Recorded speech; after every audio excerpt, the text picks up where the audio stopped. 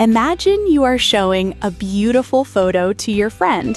You want to point out a cute dog in the background.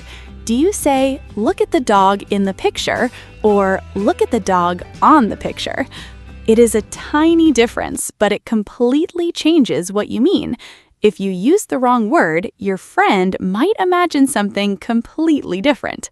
Hello, everyone. Welcome to the JISH Learn English Podcast. I am Shaylin. Today, we will learn exactly how to use in the picture and on the picture so you can speak English more clearly and confidently. Let's get started.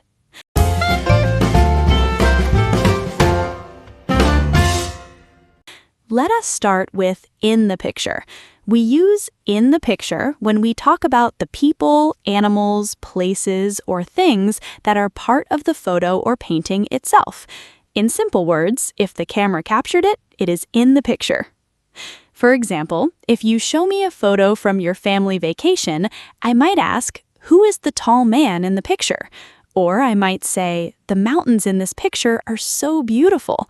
Notice that the tall man and the mountains are part of the scene we can see in the photo. If you take a selfie with a famous actor, both of you are in the picture because you are part of what the camera captured.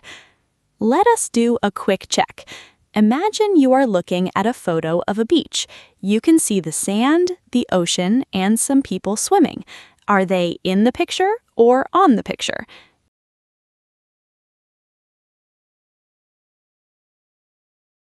They are in the picture because they are part of the photo.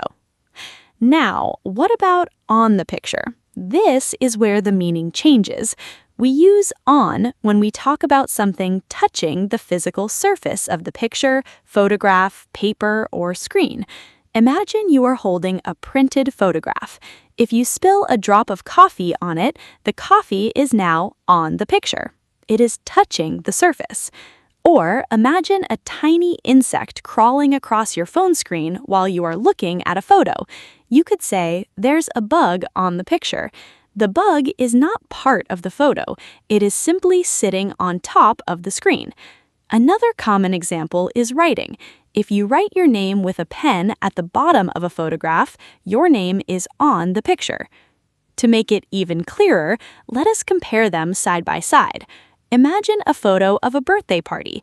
The cake, the candles, the balloons, and the smiling people are in the picture because they are part of the scene we can see in the photo. But if a little piece of dust lands on the printed photo, the dust is on the picture. The people and the cake belong to the photo. The dust does not. It is simply touching the surface. Here's an easy way to remember it. When you're talking about the story, memory, or scene inside the photo, use in the picture. When you're talking about something touching the photo, paper, or screen, use on the picture.